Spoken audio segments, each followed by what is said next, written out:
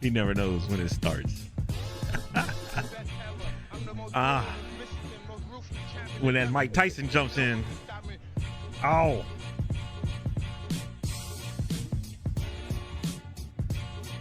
Welcome back, everybody, to another exciting episode 38, Cecil Martin of the Getaway Podcast with Tony, Sean, and Jeff. I am Sean. I am Jeff. The light-skinned faction is not here again. He's out trying to touch everything and get COVID again. I'm judging you, Tony. You on here talking about how people putting themselves at risk and how dangerous it is, and you out there just out.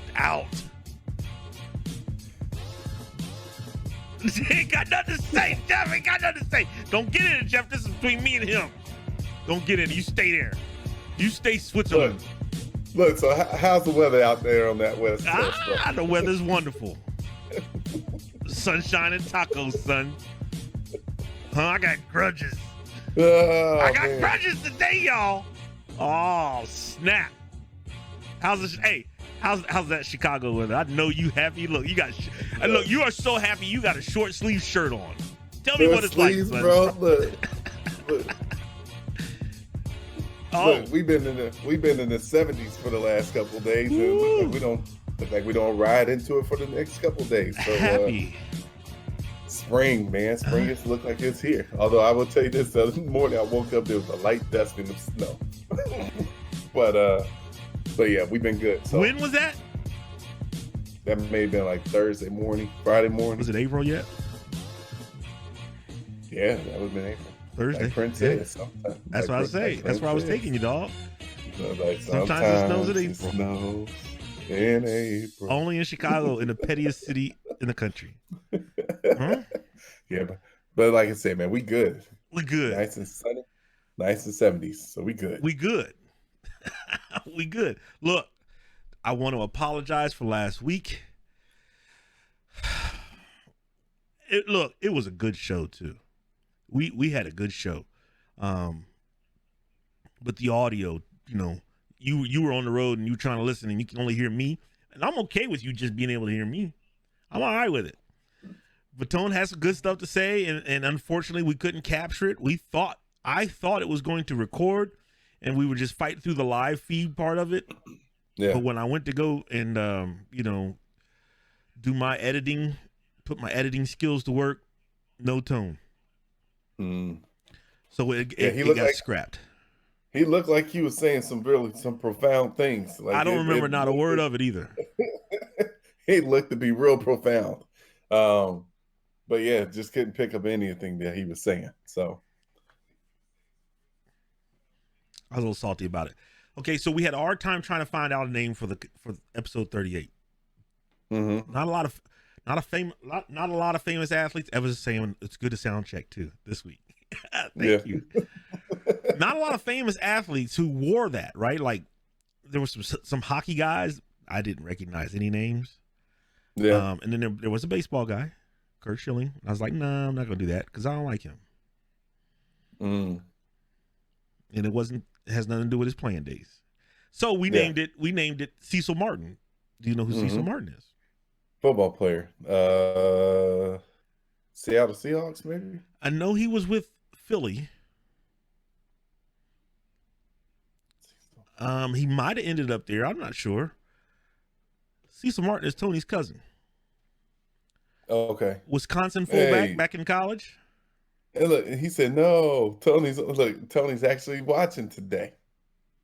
This is the first podcast he's ever watched. Then if he's watching now, he said Wisconsin. He said, yes, no. What you mean, no, Wisconsin? Yes, no, Wisconsin. Okay, thanks, Tone. Tone, he was at Philly. Where else did he play professionally? Call him to the show, Tone. 937.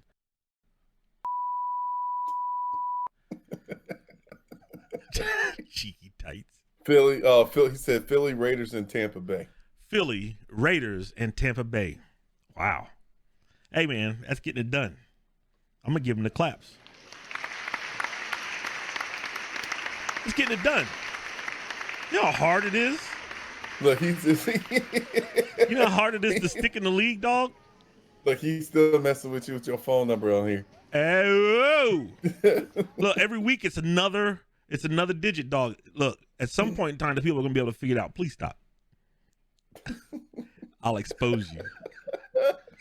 I already got a spam message today, right? He said no. Right. I got a spam message today. Some machine put me in a group chat with like 20 other numbers. And they were all consecutive, right? It was my first part of it, but the last 2 digits, it was consecutively up like 21 numbers. So you know what that means? Like, if it's people, they're going to be like, who's this? What's this? What's that? Why is that? Who's this? What's this? I don't know. Take me out of the group. I don't want all those text messages. I'm going to wind up changing my number at some point in time. Yeah. Because it's a pain in the butt. And then I couldn't delete I couldn't leave the group. And I couldn't delete the daggone message. I had to delete it, and it was just spinning. And I was like, I had to restart my phone to get them to ship the message off of there. Spamming me. That's it. I haven't gotten them on the phone. I've gotten them through the social media stuff. Yeah. Well, people I did it to myself. Crazy groups, but to myself. Yeah. Because I like to mess with the spammers, right? I like to, when the spammers call me, I answer. Mm-hmm. And I wait for it. I push the button, push 1, and do that. And I'm waiting. You are 30th in line, and I'll wait. And then when they go, hi, how are you? I said, I'd be doing better if you stop calling me. Click. I'll wait for them. Sometimes I give them some car information for the extended warranty. What kind of car you got? I got a 2000 such and such, such and such. Yeah. I give them all that information. And then after a while, I start messing with them. Then they hang up on me. Mm-hmm. So this one particular time, I actually hit the button, hit the link, and it had my number in there. That's how all of this really started. Because it had my number in there when I hit the link. And then I just, ungodly amounts of text early in the morning. Yeah. Luckily, I don't get too many texts. And then like numbers that pop up, I'm one of those. Your name doesn't pop up from my caller ID. I don't answer. You can leave a voicemail. And if you don't leave the voicemail, then clearly it wasn't meant for me to talk to you. All right. So, Jeff, I might have 200 blocked phone numbers in my. At least that. Because, the other thing they do is that they turn around, they'll do 7, they'll call from the area code to be 708 to make you think it's somebody local here. And then it might be 456. And then the next thing you know is 1111, right? And then the next time they call is 1112. Well, see, I'd never blocked the phone calls, right? I started blocking these text messages. I'd get like 6-7 text messages a day. Take this pill to make your penis bigger. Take this pill to lose weight. Text this pill to date you want to date in the area? Who do you want to date? And why you want to date this person? We got a package for you at UPS, right? That's what I'm getting. And I'm like, I'll just start blocking them. But man, it's like 1 million of them. Yeah. Yeah, I've had a couple of them that be like, so we got FedEx is trying to make a delivery to you. I'm like, no, they're not, because I haven't ordered nothing. Who texted that? Who wrote that? Reminds me of the debt collector days. Who wrote that? Tony, did you write that? Tony, you were a debt collector, or are you talking about when the debt collectors were calling us? I wasn't calling people for no. I would have a conflict of interest if I was trying to call people to collect the debt. I did that to a debt collector. This is a great episode, huh? I did that to a debt collector once. He called me, and it was the same guy that would call me all the time. And I actually had a conversation with him. He said, "Why can't you pay it?" I said, "Why don't you do this? Why don't you pay it for me?" He was like, "I can't." I said, "Why can't you pay it?" He said, "I can't afford to." I said, "Neither can I, brother." Stop calling me. I straight up asked him to pay it for me. Look, we're the ones that like to be like, well, can you call somebody and borrow it from them? That's what I'm saying. No. Yes. I said, hold on. You can't. I did that to him, Jeff. I said, won't you ask your brother if, your mom got the money or somebody? I was messing with him bad. And then he stopped calling. He was like, all right, I guess you ain't got the money. If I ain't got it, I ain't got it. And then there's some. Look, this is the debt collector segment of the show, y'all. There are some who have wronged you, right? And if you've ever heard of this company, it's I just jumped out of my hand. It starts with an S, but they do car loans. Something. They're out of Texas. It'll come to me in a second, right? Well, they did me wrong, and I refused. Essentially, I was a handful of months away from paying off my vehicle. And then it got to a point to where I didn't have access to my online account anymore. And I was like, because I've been asking them, like, why is it not matching up? My numbers are different from your numbers. The months and the years that I've paid on this vehicle, oh my God. And I had to fight to keep it, right? I know exactly how many months are left. And the math don't add up, right? The math was like under 2,000 and you talking about 10. I said, what's going on? Oh, well, they were like, it's something, it's the system, and eventually it'll catch up. And then after a while, my access to my online account, boom, gone. They took it away from me. Oh, wow. Because I was asking all these questions. So it went back and forth, man. Let me tell you something. They were talking, we're going to come get it. I said, here's the deal. I'll pay you what I owe you, and then you're going to have to find this car. Because I'm not giving it to you without a fight. So that's what we did. I parked that car at a different spot all the time. Got a ride to the crib for months, right? And then eventually I had ran it into the ground so bad, I was like, I just need to go get another car. So I brought it back to the crib. They had stopped looking for it. They couldn't find it for that long. It sat at my crib where the address was listed for months, and I had already had another car. They never came and got it. I had to call them and tell them to come get it. I said, it's at the crib. Come get this thing so I can park in my spot.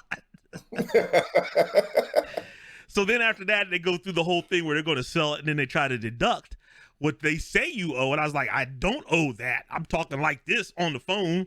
I don't owe you nothing. I paid you what I owed you. We went back and forth for months. Right. And, man, I can't remember that company. I gotta look it up. So I fire off an email because I would call them and tell them who I was, give my account number, and then they'd leave me on hold for so long, nobody would ever pick up the phone. And then sometimes I'd get a supervisor and they say, well, we'll see what we can do. And then nobody would call me back. So I emailed the president of the company, and I got a response, and I sent the information. So essentially what happened was I was right. When they bought it from City Auto Financial, which was gone, that's what's so messed up. The original loan was through City Financial Auto. They bought it. Sandusky? Yeah, Santander Consumer, you rat fink dirty dogs. Santander Auto Loans. Santander. So I financed it through City Financial Auto. That went away. They bought it, and then City Financial Auto went away. So I was kind of scrapping. Basically, it was my word against theirs. They got their documents. I don't have anything from, I wasn't keeping like the receipts and all that. Making my payment, and you got the payment. I still got the car. That counts, right? Good. So it was years later. I hunt down somebody at City Financial, but they were like, the lady was like, the auto finance department is no longer. And I was thinking, oh man, I'm in trouble. She said, but we still have those records. She said, you can never tell anyone I gave you this. She hooked a brother up. She hooked a brother up. A sister hooked a brother up. That's what I'm trying to say. Right. So she gives me my records, sends it over to me. She's like, you didn't get it from me. So basically, Santander, when they bought the loan, they did not give me the credit for the year and a half or whatever, to however long before they bought it. I don't remember the time frame. They didn't give me the credit for the deposit and all those payments. And then they started charging, they treated it as non-payment. So then there was late fees. They're saying that before they even got the loan, they're charging me, oh, we don't have record of your first 12, 24 payments, late fees, all this other stuff. And I'm like, what's going on? So I got it. I sent it to the president of Santander. And it went back and forth, because what they would do, dog, what would drive me nuts is every handful of years they would resubmit it to my credit report. And it would pop up brand new, and then my credit score would drop way down because it got all these months of non-payment. Right. So that's what started all this. So I sent that to her. I got no response. And they called me again, and I went 8 boo-boo nuts on them and on the phone, and I said, you won't get 1 red cent from me. Ever. And I said, you better put your best employee on the phone. When this number comes up, you better have your best on the line, because I'm cussing them smooth out every time. And I would light them up every single time. But Mr. Huffman, I wouldn't give him an air to breathe. I was on him. You know how I get, Jeff. I get real loud and cussy and just take up the whole room. And I would do that to them every single time they called me, and eventually they stopped calling. And eventually they took it off. They don't report it on my credit report. You do a search. When I have to do a search, nothing shows up. Yeah. When I had to do a background check for my job, which was, tied to the government, whatnot, high levels, nothing. They did see where it was from the past on there, and I had to explain it. And I told the investigator, I said, here's what they did. She said, we've heard of that company. I said, here's what they did. She said, yep, that's what they do to you. They scam you. So, Santander, don't fool with them, ladies and gentlemen. This is your public service announcement from Sean from the Getaway Podcast with Tony, Sean, and Jeff. Don't fool with Santander when it comes to getting any kind of financing. Huh? That's so crazy, because similar situation. Not the same company. So I'm saying, listen to you talk about, I bought a car. It was a Sebring, Chrysler Sebring. Probably had a couple hundred, or about 3 payments left on it. I kept calling to get a payoff. They was like, oh, we'll send you they kept saying, this is how much it is. I'm like, well, send me the documentation so I can see. Yeah. Well, we don't have a record of it. They were like, they wouldn't send me the amortization, right? And I was like, just send me what I owe. Right. So I can verify what I got versus what you're saying. I wish I could remember the name of mine, but similar situation.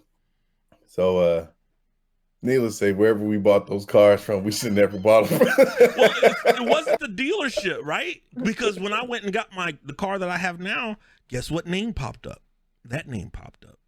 Really? I got it through Mercedes, a few others, and then that name was on the list as well. So I was like, I told the dude at the dealership, I said, let me tell you something. You do anything with them, you're going to lose a customer. Scratch them off the list, dog, because I don't want nothing to do with them. Right. Santander. Hold on. Thank you, everybody, for listening to the Getaway Podcast with Tony, Sean, and Jeff. Do us a favor and hit the subscribe button right there on YouTube. Like it, share it. We appreciate it. Right there. Still right there. All right. Also, you can follow us on any social media platform, for instance, Twitter, Facebook, Instagram, all that good stuff. And last but not least, you can check out the audio on pretty much anywhere where you can listen to podcasts. So once again, subscribe, like, share, Getaway Podcast with Tony and Sean and Jeff. And Jeff. Say word, son. Word, son. All right, man. We'll talk about this shot the other night. The Suggs hit from Gonzaga. Man. Knock out UCLA in the Final Four. So I didn't get to watch the game, but I've seen all the social media of heartbreak. Cats celebrating, and then next thing you know, they in tears. So, it looked like a heck of a shot. Let me tell you something. I'm watching it. Me and Eva are sitting there watching it. And she goes initially, because the game was tight. It was close all game long. She's like, oh, it's going to go to overtime. I was like, thinking in the back of my mind, no. But she nailed it.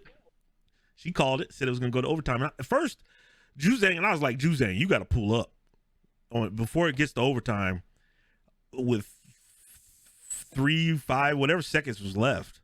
and he goes in there and draws it and commits a charge, trying to get all the way to the hoop. And you got 7-footer standing in front of you, man. Just pull up. You already beat the guard. You're in the paint. Just pull up, knock it out the glass, or just drop it in the net, and you win the game. Right. I was telling Eva, I said, when you're 11, you're an 11 seed against number 1 in the Final Four.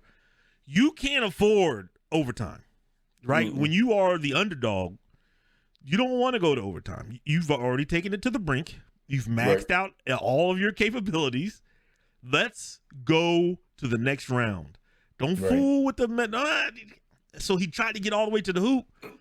Charge. They go back down there. It's overtime, right? And I'm like, I told Eva, I said, they're going to lose. So they come out. They get the ball to the big guy, Timmy, down there, and he's hot. I think he hits like 3 buckets. And then, they're up 5. UCLA comes back, gets it tied up again. And this time, Juzang misses, gets his own rebound, and goes up, lays it up. 3.3 seconds left. And Suggs, who is a cousin or a nephew or something to one Terrell Suggs that played for the Baltimore Ravens. So there's the athletic gene is in the blood, in the DNA, right? Right. Grabs that thing, runs 3.3 seconds, Jeff. Plenty of time to get down court when you're an athlete, D1 athlete. Couple dribbles up the sideline, breaks it back towards the middle of the floor, just over half court. Pulls. Not a runner, but pulls. On the run, pulls, bank off the glass. He hit that thing. When he shot it, he kept running. He's looking. He knew it was going in. And the coach was like, you know what? We practice these in practice. And he hits them all the time. And when he shot it, I knew it was going in. He goes over and jumps on the table like Kobe. He's like, I want to do like Kobe and D. Wade did. Jump on the table. Right. That's the worst way, man. Yeah. I felt so bad for those kids at UCLA because you did everything coach asked you to do. Yeah. Right? You relied on your stars. You played good defense. You controlled the tempo because Gonzaga wants to run you. You did everything to win the game. All you got to do is hit a bunny at the end of the game instead of charge, and you go on to the next round. And then this dude hits a just across half court jumper off the glass 3, and it didn't need to be a 3. Game was tied. Right. And you're out. That's terrible. Yeah, that's a heartbreaker. I didn't want Gonzaga to win. I just Why? didn't. Because I feel like they got it easy, right? They do schedule preseason and they play some tough games in the preseason. But then they go through that West Coast Conference, dog, and they're playing Sinclair, Edison State. Did you say Sinclair? Clark State. Huh? I'm just saying. Oh, man. They're playing all the community colleges, and they got legit top-ranked recruits coming in. They got cats that are going to go to the league. Yeah. So then they get that big old break in the regular season to really work on things. Let's work on some things before we get to the tournament. And everybody else has got to fight through their conference, which is obviously tougher. If I can go through there, it's like the SEC and the Big Ten, right? If I'm Ohio State, I'm just trying to stay injury free. I can pretty much line up and beat just about anybody. Some schools are going to test us, and some they're going to push us, but most of them we're going to roll out there and whoop them. But you go down to the SEC, it's going to be a dogfight almost every weekend. It is. Y'all can say what you want about who's got the toughest conference, but what schedule would you rather play if you were the quarterback running RPOs, taking hits, Jeff? Who would you rather see? Would you rather see Illinois? Or would you rather see Auburn? Because I'd rather see Illinois. If I'm taking shots. If I want to win games, I'd rather see the Big Ten foes versus Auburn, LSU, Alabama, Florida, Georgia. I would not rather. I take me up north. I'll deal with the cold. We done had that discussion before, but I understand what you're trying to say. I understand what you're trying to say. I don't necessarily agree with your your analogy, but I do understand what you're trying to say. I would still argue that there's not as many teams in the SEC to make it the whole conference a threat. Because quite honestly, Alabama would do the same thing to the SEC that Ohio State has been able to do. So outside of Georgia, there really hasn't been any consistent. Let me tell you something. Because even LSU has been on hard times. We got off topic here, but let me tell you something, boy. If I swap out Alabama and Ohio State, Alabama does not lose to Purdue by a bunch. They don't lose those games to Michigan State. Penn State don't block a field goal and run it back and score a touchdown. That does not happen if it's Alabama playing in the Big Ten. Swap them. But that doesn't mean anything. That doesn't make your argument. It does. It means it's easier. No, if you pulled like a Georgia or the other teams that you were listing. No, I took the two best teams because Michigan's not the best. This is not a debate about Michigan. I took the best team from the Big Ten and the best team from the SEC, and I swapped them out. Do you think Ohio State does what Alabama's been able to do? Does Ohio State do that in the SEC? Does Ohio State do it in the SEC? What Alabama has done. That's a tough one because as much as I don't like them, I would say they have built an SEC-like team between the size and speed that the Cats have. What my statement when I just said when Rondale Moore was going off in Purdue, that does not happen to Alabama. I say Ohio State could do it. I say no. I think that's your Big Ten love shining through. Ohio State ain't got no chance to listen to me. Listen to me. I'm not saying go in there and win. I'm saying built Ohio State to look like his Florida teams. Yeah. And he was dominating the SEC when he was at Florida. It was a different breed of dudes. And he was doing, but he built Ohio State to look just like them. Ohio State didn't have no Percy Harvin. He built Ohio State to look just like them. I'm asking you, Jeff. And I told you. That's so wrong. How can you stand there and feel so confident and know that you're wrong? Because, like I said, he built that team. He built the school to do that. If they were built that way, then they would not have lost to Michigan State.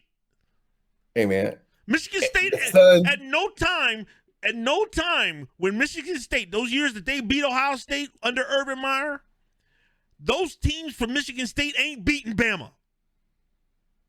You see that's the connection I'm trying to make.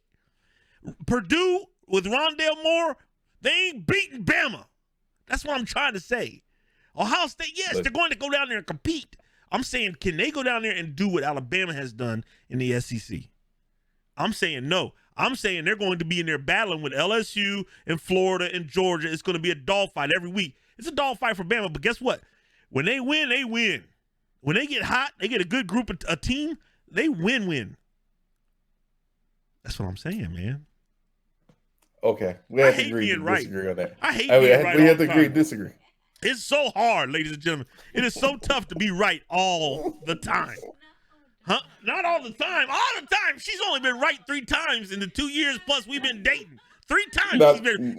Not three. And that was recent, and it was after I got my first COVID shot, so that might be the effects of COVID shot, the vaccination, and why she got right versus me. Hold on. Ladies and gentlemen, thanks for listening to Getaway Podcast with Tony, Sean, and Jeff. Hit that subscribe button right there when you're on the YouTube channel. Like, share, comment, engage with us. We love when you do that. You can also follow us on all our social media platforms, Facebook, Twitter, Instagram. Like, comment, share, engage with us there as well. You can also hear the audio anywhere you can hear a podcast. We are also available on your Alexa-enabled devices. Thanks for listening to the show. Say words, son. Say words, son. Words, son.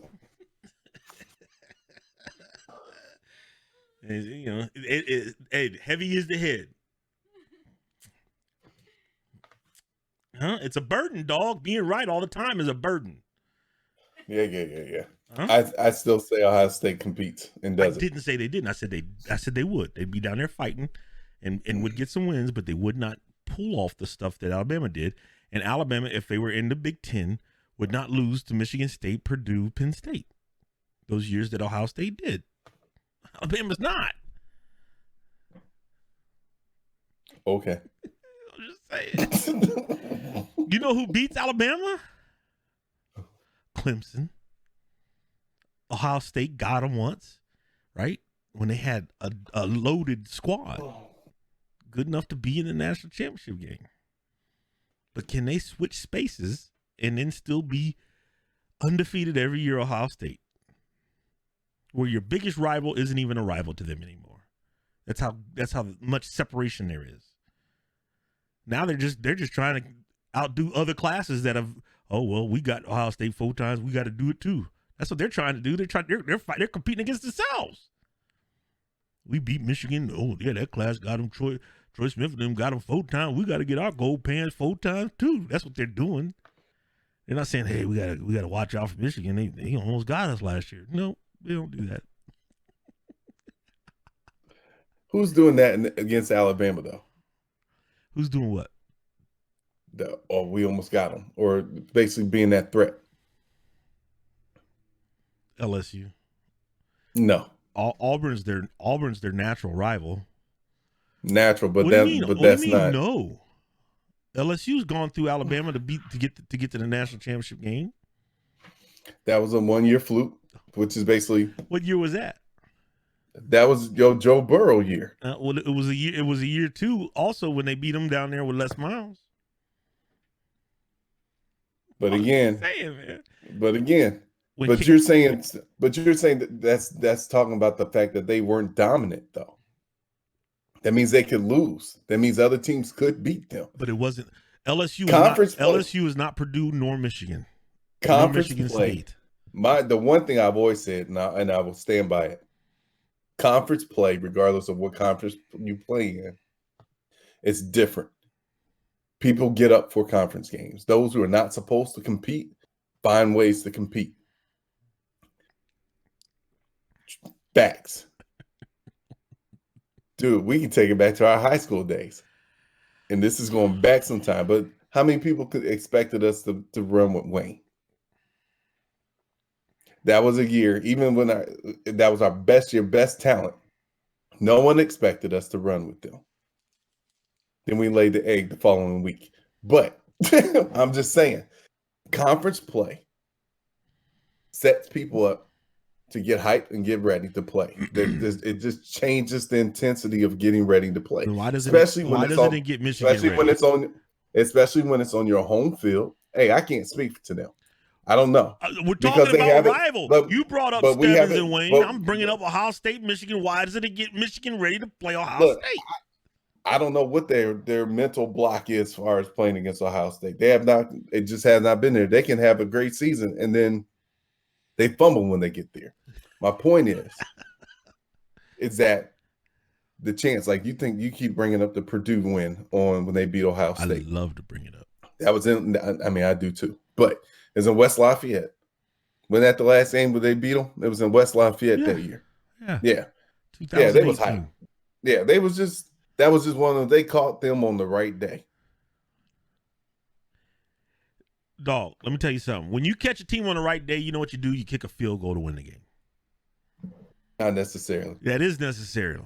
No, because I mean, but when you go out there and bust a dome like they did, dog, it was multiple touchdown lead at the end of the game. Yes, it was. They played their tails off. They played a great game. There wasn't no catching on the right day. They dominated them. They played a great game. They did what they needed to do. And what they do the next week. I don't know, and I don't care. All I care about was being able to be petty on Facebook to the Ohio State fans. I still repost that. They had a little map, right? They had a little map of the country, and it had all the scores that day of college football, right? The top 25 or whatever. And it had, if you wore like Ohio State, it was, red and black when they were playing Michigan. And right around 7:30, 8 o'clock, 8:30 in there, you saw a bunch of black blips just pop, pop, pop on that map over West Lafayette. All the times that Purdue had scored a touchdown on Ohio State, you just saw it light up, bing, bing, bing, bing, bing, bing, a whole bunch of them. And sometimes I just reshare it just because it's pretty.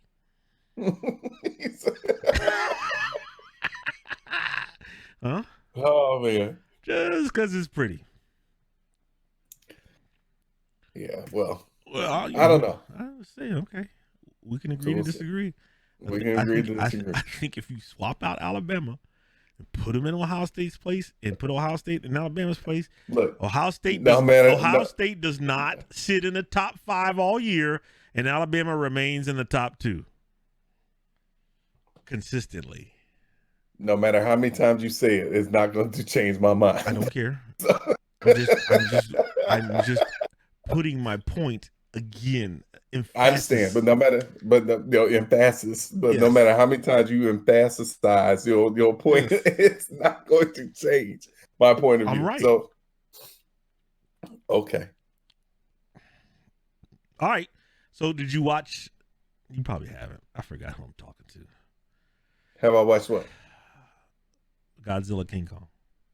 Started to, did not finish it. Hey man, the wrong guy. Old age. I'm always asking the wrong guy. But I did see some of y'all's comments going back and forth about who should be ready. Huh? I'm just saying, man. I thought it was common knowledge that the brothers always root for King Kong. Hey. Am I wrong? No, I've probably been more of a Kong fan than the Godzilla one. Well, yeah. Kong has this human trait about him, right? I don't want to say it because it'll talk about the movie, but yeah, he's got this trait. You know, he likes the chicks. You know, I'm whooping everybody, but she's the only one, kind of like Hulk. She's the only one that can calm me down.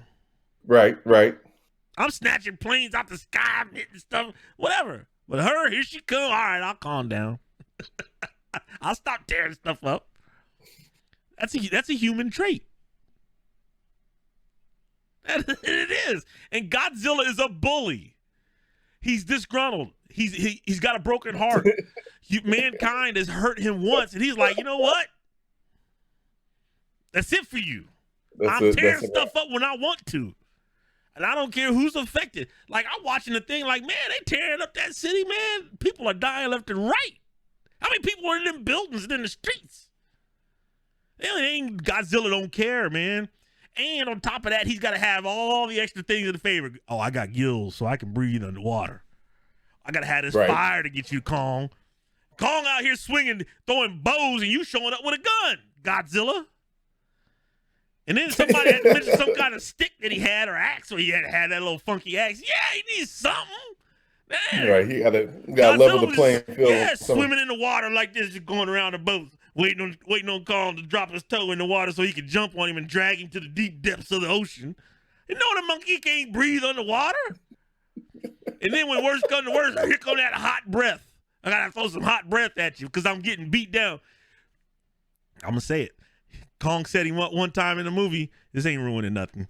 But Godzilla was kind of looking for him. He couldn't find him. And Kong picked up this crane and threw it and hit a building behind Godzilla. And Godzilla turned around. Kong jumped right on his back and was whooping that dude. That's what I'm saying. Human traits, dog. He's using a little deceit, a little deception, some trickeration, and was beating that dude down. And then he had, I can't say it. I'll wait because it's too new. We'll talk about it again in a few weeks. All right. I don't want to spoil. I'll have it ready for next week. I can't. That's still too soon for the people out there listening. Yeah, Siskel and Ebert. Tone says Siskel and Ebert. I don't want to spoil. So look. So that means y'all need to. Everybody else need to be like me and watch it during this week. So then when we talk about it next week, we don't want to hear your mouth, right? Yeah. Here's your warning shot. So we're giving you a warning. We're warning you now. We're talking about it next week. There's your warning shots. You get warning shots. Next week we're gonna talk about the movie. Spoiler alert. I thought it was really good though, to be honest. I thought it was good. Kong's my guy. So man, I don't know, so look, light skinned cats, man. I don't know why who roots for the bad guy, Godzilla. I don't understand that, Elvin. hey, they be trying to argue about which one's actually bad, but you know, Kong is not bad. Those people that have Kong now, they're trying to help him. Why would they set up an environment and put him in an environment and monitor him and make sure he getting vitamins and minerals and gets his hair washed? Well, they ain't doing that for Godzilla. Godzilla come up out the water lighting stuff up if he's in a bad mood. If he wake up on the wrong side of the bed, here come Godzilla, hot breath and all. Well, he mad because he was getting that luxury. He wasn't having that luxury. I don't know, bro. You only call me when Mothra come around. It's the only time you call me when there's somebody else, another Titan villain monster. Oh, he's grumpy. He's like me sometimes. I don't like him. She said that's why you like him. Huh? So what about Georgia, man? What about your state? Look, I went back and forth with a former player of mine. I had posted something about the All-Star game getting moved. Mm-hmm. And I just kind of put whelp. Kind of like what you get. Right. It's basically a sanction. And you know, he was agreeing. He was agreeing and whatnot. And I said, you know what? I'm not even concerned about the voter ID part of it, because I feel like as an adult, you already have the voter ID. If you're driving a vehicle, you got a voter ID. If you got a bank account, you got an ID. You know, there's so many things that require you outside of voting that require you to have an identification. I feel like most people have it. Okay. Right. So I'm not concerned about show your ID. I've been showing my ID since I've been voting. So it's not been a really big deal for me in my life, in my personal struggle. I'm sure in the past, there have been people who didn't have an ID and they were denied an ID, and that was one of the things they set them up for failure. Right. But I feel like in this day and age, if you have a senior in your family and they don't have ID, go help them. Mm-hmm. As a young person in your family, go help that person get their ID. They don't have to be a driver's license, give you a state ID so they can go vote. Because they're trying to do away with matching signatures, and I'm okay with it. If they want to match up the last four of my social or my state ID or driver's license number to verify that I'm the person voting, I'm okay with that. I want fair and equal votes. What concerned me, and you know what else didn't concern me? The food and the water and the lime didn't concern me as much. What concerned me was they were reducing in particular county. They gave it as an example. There were 38 drop boxes, and they reduced it to 9. Mm-hmm. And then the hours of availability for those drop boxes, and also the number of people who were going to get absentee ballots. Those are the things that concern me, because for fair and equal elections, it's amazing that's what we're screaming about. But you would think you want fair and equal, then everyone should have access to the ballot. Now, whether they ask for it or not, I don't care who asked for it. If you want to vote absentee, you should be able to. I don't care what the reason is. What's the difference, right? So, once again, the only reason that person lost possibly is because he told his people, go vote in person instead of using absentee ballots. And then when we come to find out that a lot of people were doing it that way because of the pandemic, now it's unfair. And now because we lost the state that was red, it's purple now, we're going to change a bunch of rules. And we're going to limit the access, right? We're going to, in the areas where a lot of people, where it's densely populated, because it's the outliers in Georgia, right? Outside of the metropolises that vote red. So if I'm in some podunk town in Georgia, there ain't no long line for me to go vote. Right. I can probably be in there by myself at times.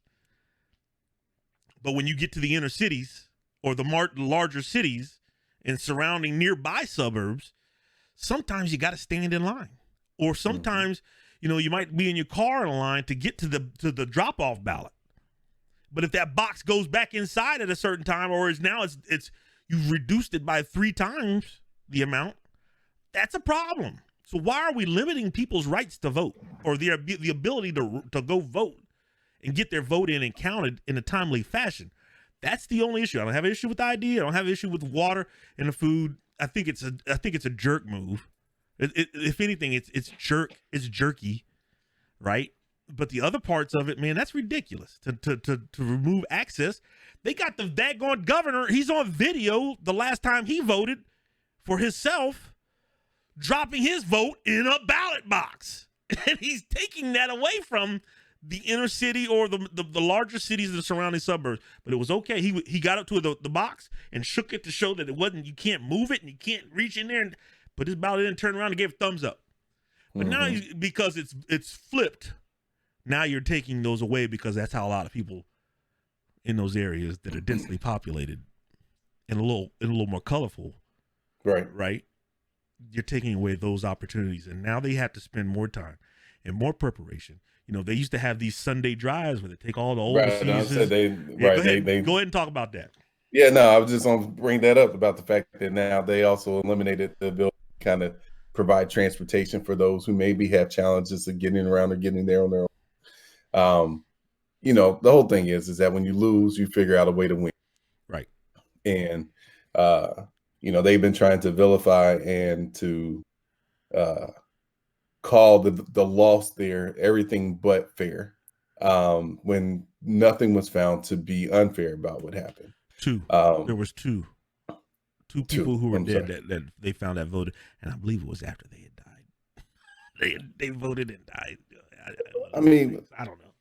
Yeah, but I'm sure it didn't happen in Georgia, right? And it's not to say that they're not anomaly, but at the end of the day, you know, the law is not meant what they're doing is not to safeguard against everybody or you know, it is to hold certain groups back. So, you know, this is one of those things. Only, you know, my thought at about this point, you know, the rules of the game, right? So now now is the time to start doing what you have to do to be prepared for when that time comes. We don't fight. I don't imagine. You know what? Stacey Abrams down there, I can almost guarantee that they probably have already got a plan in place to make sure that it still will not be an issue. Right, they'll find their way to how to navigate it, and to manage and do what needs to be done, even with the rigged system. And that's the problem. So it shouldn't have to be that hard, right? That's right. It's like at the end, and then, you know, even to the point that we're still the possibility that the Voting Rights Act is still something being discussed, right? And you know, and I don't know, it's one of those things to where it is just numbing. I won't say numbing, but it's just mind-boggling to see that the fact that all this is still going on. You know, and the system has never been set up. Right? The system's always, I won't say never been, it's been set up for one group, right, to consistently succeed. Well, and whenever that success is being threatened, then all of a sudden something's wrong with the rules that they set up. Just like when they stormed the Capitol, we got on here and said we thought Blue Lives Mattered too, right? Where are all the Blue Lives Matter folk at now? When they're beating cops, attacking cops, spraying them, whatever. Yeah. And kill the cop. And the question now I ask is, where are all the don't disrespect our country people? The people that don't you take no knee during the anthem, don't you take no knee with the flag and the military. Where are all those people at now? Because that is one of the most essential rights that we have, and that's the vote. That's the thing that's one of the things. It ain't the anthem and it ain't the flag, but that's one of the things that the military defend, you know, our borders for, is our ability to be able to have our freedoms without another country coming in and taking over. They fight for our rights. Well, remember when the Constitution and Bill of Rights and all those things were first written, they weren't written for us. They were not written for us. So therefore, we were 3/5 of a man.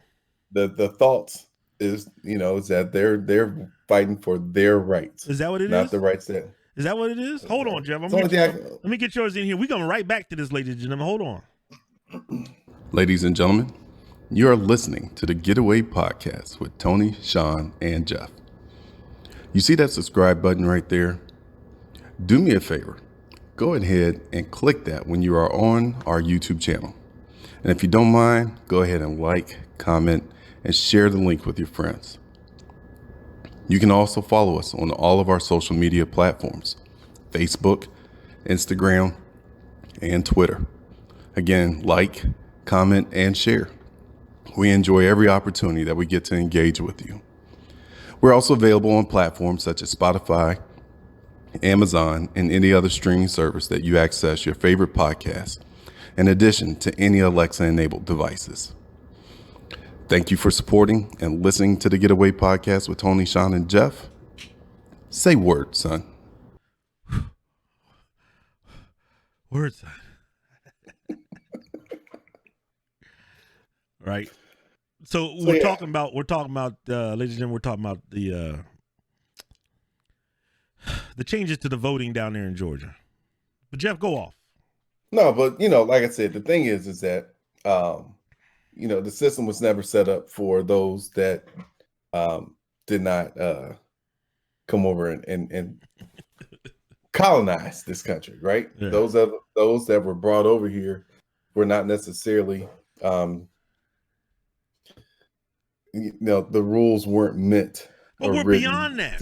We're beyond. No, we're beyond. We are, because we got votes. We can vote, right? We've had African Americans in leadership and voted in offices. We've had all that. My issue is you guys are changing the rules in the middle of the game. Mm-hmm. You have an election and it doesn't go your way, and you use the power of the governor's pen to change the rules. And then, but at the same time, you complain when the president does that, right? If a president uses executive order, when it's their president, I'm just saying, when it's their president, it's not an issue, right? It's not an issue. What I'm trying to say is, this is America. This is as American as America can get, racism and all. This is tied to racism, which is by definition American. I mean, it's what it is. So why can't we eliminate that? If we want free and fair elections, we don't want it stolen. According to Trump, they stole it. Then why can't you make it easier for everyone to vote? Right? Because the fear is that they don't have a policy to stand on. That's what I'm saying. And so at the end of the day, you can't win if you don't have anything to stand on. So the only thing you can stand on is fear and candidates, Jeff. They need to have policy and candidates. At this rate, the rate the population is going, they won't win many more elections until they get rid of some of the BS policy that they have and put real candidates up. Because there are some Republicans that do have some sense. But they don't have the backbone. Right. I mean, so at the end of the day, without the backbone, the things that are wrong are going to continue to stay wrong because they don't have a backbone to stand on. You stand on party policy, right? That's the problem. They stand on that party line, and they gonna toe the line, and we're gonna do all these things right. Just because we're Republicans, you can't ever, even when they do, we get a few that say, you know what, this is wrong, and I'm not voting, and I'm not doing this to support Trump or whatever reason they did, and then you know what, their own policy, their own party turns and just eats them up, or they try to. As much as think about it, I'll just use the impeachment, right? All the showmanship that they did as far as we're going to do this, we're going to do that, whatever. And then after they got the agreement or whatever, then they come back and bashing. Talk about how he was so disruptive and divisive and all this other stuff. But it's like, but when it counted, you didn't have the balls, excuse my language, but to say it. Right. So but now all of a sudden, again, here we are again in the same situation. All these things that they know, even their constituents, even their constituents want. That was a power grab. It was a power grab because they know that if they impeached him again, he couldn't run again. But if they don't, he can run again in 2024. It's a power move, man. They know there's an established base there. And it's a fringe group. It really is a fringe group of lunatics. Some of them believe in him, and they believe in him because of policy. And then there's a fringe of them that believe him because of all the craziness and stuff that comes out of his mouth and the actions. Right? Right. And it's those that we have to be worried about. Well, right. Because right now they're the ones who are probably on the verge of taking over that. They're not going to. They're not going to. They got that one crazy lady down in there. Senator, what's her name? Marjorie Green. That lady crazier and all. The QAnon lady, she crazier and all get out. Yeah. Looney Tunes. What happened to finding a happy middle? Why can't we find that? Why does it always have to be some fringe group that makes because look, we all represent the country. Middle means I have to give up something though. And so middle means I have to give up something. No, middle means I want some of that and I want some of that. That's what middle means. And for you to get that means that for those who have it of what you want, they have to give up some of that. Too. That's how they see it, bro. Like Tone says, he is what? Tone, I'm gonna mess this up. Fiscally conservative, socially liberal. Why can't we get that? Name that party, Tone. If we're gonna put you in charge of that party, we gotta get a name for it. Fiscally FC, the social SCSL. What is that? Rascal fiscal, whatever is it? Something.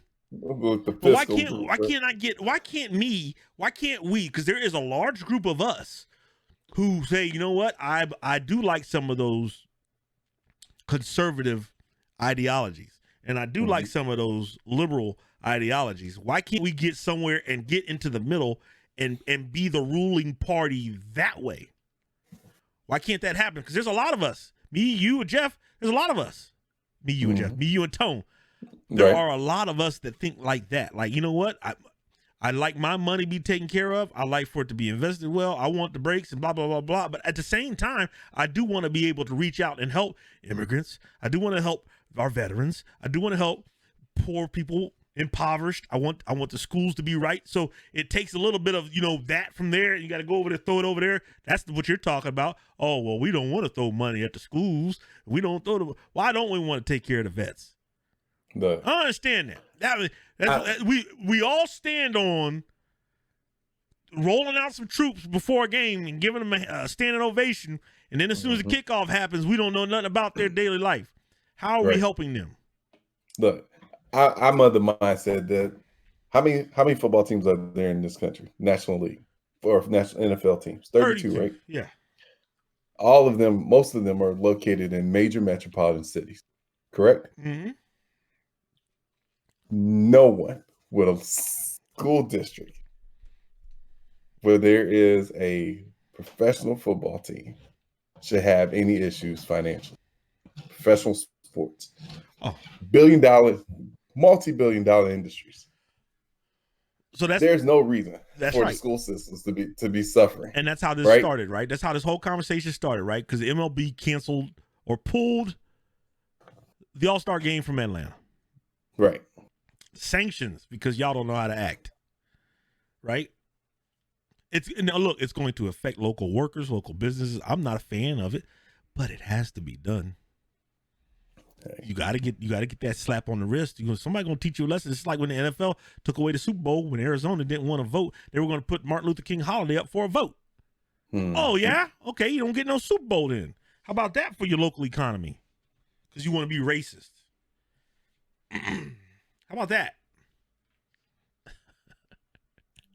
But like you said, there is no reason for any school to, like Atlanta, for example, there should be no issues with those schools in those cities between the Braves, the Hawks, and the Falcons. Dude, look, let me tell you, the windows and the air conditioning all work. The heat work. The water works. They got books. Transportation's good. Teacher salary is good. right? Should be no leaks. No. And leaks. Technology should be top notch. That's right. New computers, computer labs should all have team names on them, right? I mean, we've got Blackhawks, Bears, Cubs, White Sox. Then we got a professional soccer league up here. It's just the Bulls. It's just it's just too much. It shouldn't happen. So there should never be a situation like that. Should just be whatever. So, but yes, this is how we got here because of what MLB did as far as moving the All-Star game. So okay, so I'm a fan. I think it's a good move. On top of that interaction, I had some other interactions. Somebody chimed in on that comment section there as well. When I was online talking to my former player, and it was a guy we grew up with. I'm not going to say his name, but he was like, "There's no place for politics in sports." Excuse me, basically miss me with, getting out of your whatever kind of vehicle, however many dollar worth vehicle, going into your $20 million mansion. Essentially, shut up and dribble. And I responded. And I was like, just because you're a millionaire doesn't mean you're not oppressed. Just because you finally made it. Out of many generations, you finally made it. And now you have some financial stability. You ain't supposed to be oppressed at all. Because some cops don't know who you are. Right. So the legal system, the policing system they don't care. They're going to oppress you if they feel like oppressing you. Just because you got money don't mean you ain't oppressed. Sometimes the money's the reason why you're being. Right. And then the response was, well, I see it as a way to get away. Sports is a way to, an outlet to get away. And I was like, okay, so where's our outlet? I deal with this stuff daily. Right. We've had this discussion. I remember the first time I recognized I was black when I got called the N-word, why I was different. Right? So if I asked him when did he realize he was white, he probably wouldn't realize it. There would be no point of time when you go, oh, I'm white. There's no marker for them. But there's a marker when you're a person of color in this country. There's a marker for you. The first time you get called out of your name, you go, oh, I'm different. I watched that Soul of a Nation, and the lady was like, well, do you remember the first time you realized you were black? Well, she was in kindergarten, and the girl was like, I can't play with you because my mom said you're black, and I can't play with black kids. Does that happen to anybody else? No, it doesn't. My mom never once said, don't you go play with that white kid. Never once. I never saw him as white. I just saw him as a kid to play with. Right? So that's what I'm saying. My response was, where's our relief? We don't get that outlet. Right. It's daily. It's a daily conversation in our minds. It's a daily conversation. I'm going to use this as an example because we're over. Jeff, when you apply for jobs and it's time to go in for the interview, have you ever worried, okay, because I have, I'm black. Will they be surprised when I walk in here and they see that I'm a black guy? Because I've thought about it. I've thought about that. I've had that thought. And I'm lucky to have that name to where I can get in the door because some of us have a name that is distinguished. It's different. It's not a Caucasian name. It's a black name. And some of them get rejected before they even get to it. They see the name. They don't even get to read the resume. I see the name. That's another form of oppression. Yeah. Ladanian is on as an example is on the resume. Sometimes that resume doesn't even get read, ladies and gentlemen. Tossed in the trash. Because we can identify it. You and I, Jeff, we're lucky. Yeah. Tony's lucky. We can at least get the interview scheduled. But then I've had that concern, like I'm walking into the room like, here comes the black guy. And my way to get past that is to be as polite as possible. Right. to the point of where I try to do it probably more than I need to, because I don't want it to seem like, oh, here comes the black guy. Is he going to be angry, or does he have that kind of? I try to come in and show all my teeth. How you doing? I try to do that because I don't want them to think, oh, he's going to be whatever. Yeah. Stereotype. And I'll say probably first starting out, I did the same thing, right? That same way of just kind of just being on edge and worried about like, okay, does my appearance meet, right? Or am I being judged from walking through the door just because of my complexion, right, versus my abilities? And I don't know, like maybe it's just the age or getting, growing a little older and wiser. You do like it still rests in the back of your mind. Mm-hmm.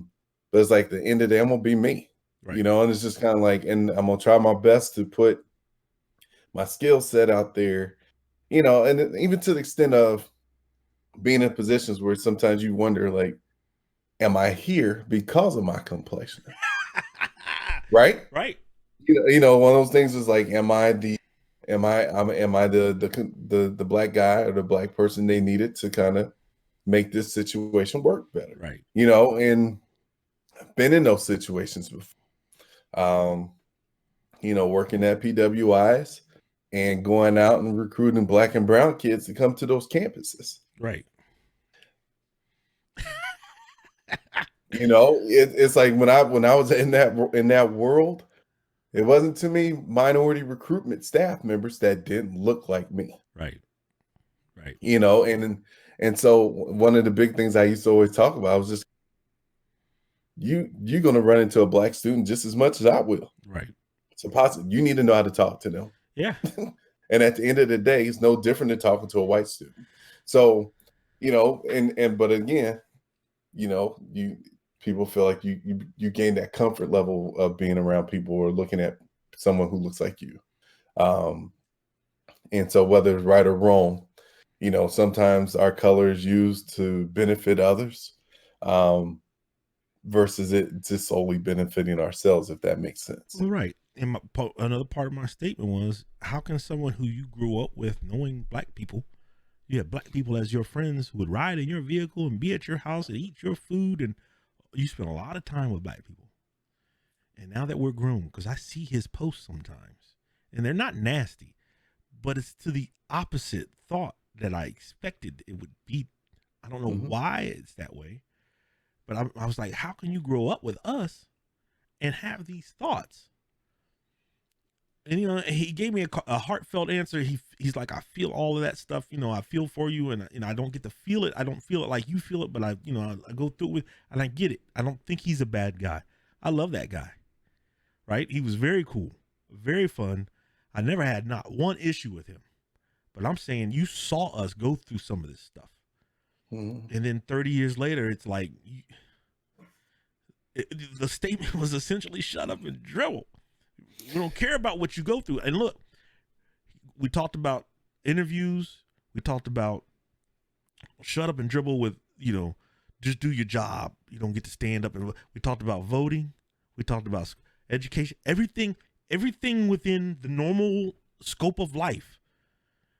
We can fall into that trap if we are engaged with the person who thinks like that, right? Mm-hmm. If the person that's in charge of whatever we're going to do, whether it's at the grocery store, whether it's at the bank, whether it's to go work out, whoever's in charge, if they feel that way and they want to come out and do something about it, say something to us crazy and out of line, we can go through that on a daily basis. If it happens, I've had the lady cross the street. I've had the lady clutch her purse. Let me tell you something. Quick story time. Look, we're over. I was leaving work. No, I haven't told anyone this yet, but I was leaving work. I want to say about 2 months ago. The elevators are limited to 2 people because of COVID. Mm-hmm. I get on the elevator. A white woman is there. It's just us. I get on. She sees me get on. She says, "Oh, I got to go back. I forgot something." Because I'm holding like, okay, cool. I hold it. Going down, going home. Cool. I close it. I go down. Mind you, I don't walk very well right now, so I'm a slow walker. So guess who took the next elevator and was down in the lobby with me? The woman who didn't want to ride the elevator with me. See what I'm saying? These are the everyday things that we go through. And it's a sense of,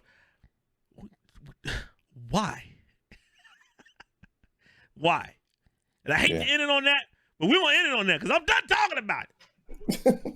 We'll talk about it again because it doesn't stop. This is our daily life, ladies and gentlemen. It does not end just because you think we had a black president. It hasn't stopped. You see they're changing the voting rights on us. Huh? Yes, indeed. They're mentally what? They got mental problems. People who act like that. Woo! Another one in the books. Hey, and we named it after somebody. We named it after somebody and everything, and we got to explain about who they were and all that good stuff.